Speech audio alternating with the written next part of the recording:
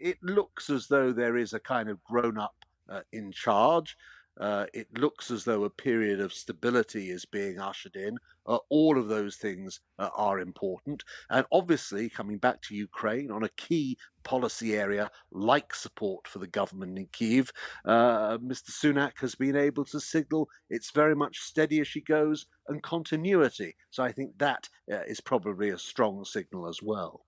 Firstly, let's start in Ukraine, where Rishi Sunak has pledged 50 million in defence aid to the country as he met President Volodymyr Zelensky on a trip to Kyiv. He said that he was humbled to be in Ukraine as the Prime Minister held his first face-to-face meeting with the country's president. The courage of the Ukrainian people is an inspiration to the world. In years to come, we will tell our grandchildren of your story, how a proud and sovereign people stood up in the face of an appalling onslaught. His team also released a video, one of those really slick productions we've come to expect from Rishi Sunak's social media, showing a meeting between the two heads of state. President, Welcome. How are you? Really good to see you. Good to see you. Very good to see You you. brought us with Well, there we go. Like I said, I've got my coat for later. Your team has been fantastic. Thank you for Thank you so everything. much. It's been excellent.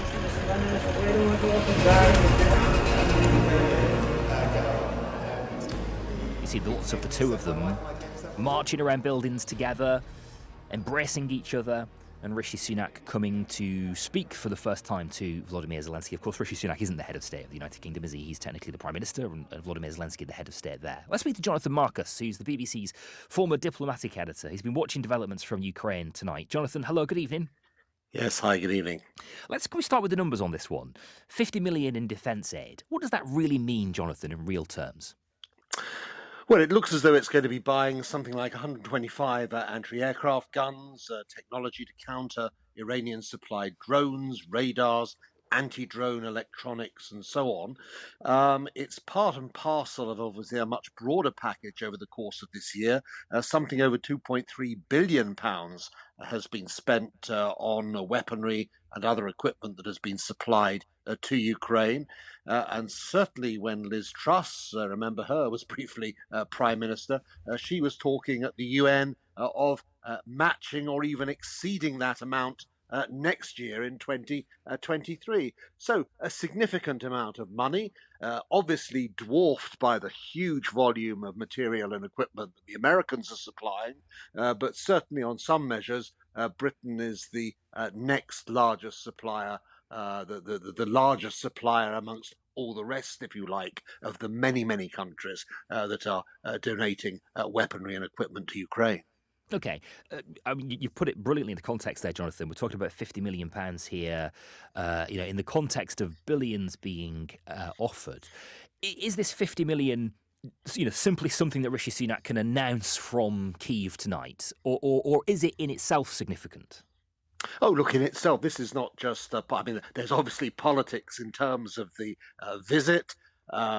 Ukraine has become a very important element of Britain's foreign policy and the positioning of Britain in the world. Remember, a Britain that many people see as much reduced in its standing in the wake of Brexit, some of the extraordinary economic measures that have hobbled the country in recent months and so on. So Ukraine has an important political role, but this is about real issues.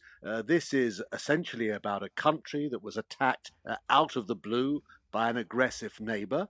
And essentially, I think the key fundamental policy issue is that Britain and its Western allies don't want to see a world where countries like Russia and China basically trample over all of the established norms of international law and so on.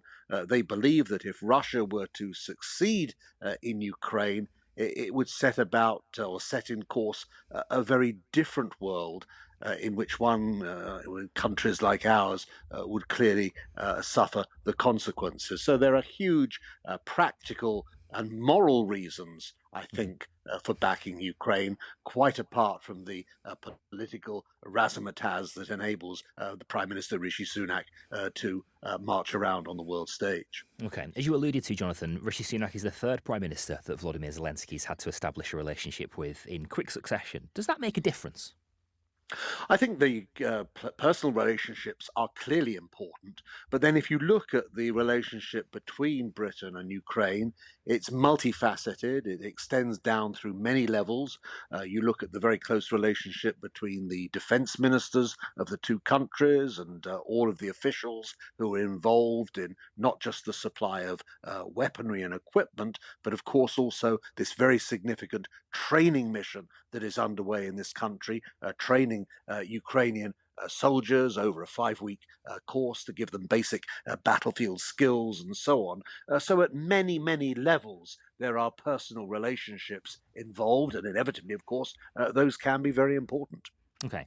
Rishi Sunak's had some really big diplomatic moments, hasn't he, the last couple of weeks, Jonathan? I want your take in a moment on sort of generally how he's done, being at COP, which of course we have our eye on tonight. We could get some news in the next couple of hours about how that's come about.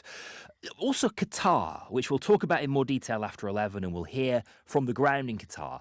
It's a lot more delicate, isn't it, that, Jonathan? Because, of course, the conversation's been around human rights in the country and, and the sort of politics aside from the football. But you probably won't hear Rishi Sunak directly criticise Qatar. We have a delicate relationship with them and the Gulf. Is there he could very well be questioned on it sooner rather than later, Jonathan, and there's some eggshells to be walked over here, isn't there?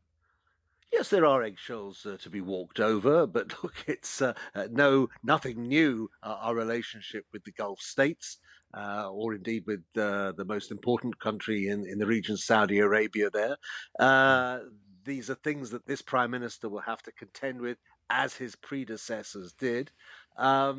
I think a far greater concern is, as I say, this broader sense of the position of Britain in the world. There are critics who say that because of our diminished economic position, because of cuts to foreign aid, because of a sense in many countries that the normally pragmatic and very sensible British government has kind of gone off at tangents over recent months and done things which really perplexed, I think, many of our allies, and some of them would actually push that back to the decisions on Brexit, of course, as well. So I think it's a question, not just of steadying the ship economically, which is, of course, the government's main priority, but it's kind of steadying the image of Britain, projecting a more settled image of the country to our allies and indeed to our enemies abroad, a country that is in charge of its own destiny increasingly, and that hopefully has the means to be able to follow through on the policy measures that it decides. And does COP27 play a role in that as well, Jonathan? Rishi Sunak was there not last weekend, the weekend before. It's drawing to a close this weekend. An opportunity, if it comes off, I suppose, for Britain to be able to say, look, we've been part of something, big and significant and important here. Well, yes, certainly. I mean, Britain obviously is a major industrial power, has a key role. It has a key role, of course, because it hosted the previous COP summit. And therefore, there are sort of legacy issues, if you like, for Britain. Of course, you also had this rather curious battle of the former and current prime ministers at COP, a duo that you didn't see attending from other nations, as it were. So I think we have to be very careful and to think a little bit about how other nations see us.